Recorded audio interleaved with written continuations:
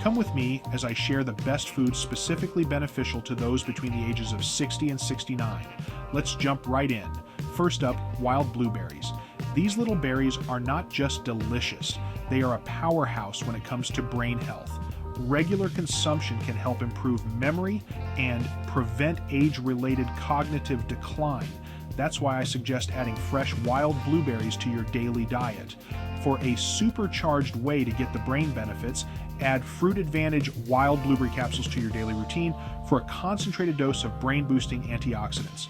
Next on our list are fatty fish like salmon, mackerel, and sardines. Rich in omega-3 fatty acids, these fish are essential for maintaining brain health. They help build brain and nerve cells, which are crucial for learning and memory. Aim to have fatty fish at least twice a week. Moving on to nuts and seeds, another great source of antioxidants, vitamins, and minerals, particularly walnuts, which have high levels of DHA, a type of omega-3 fatty acid known for its cognitive benefits. Sprinkle them on your salad or just have a handful as a snack.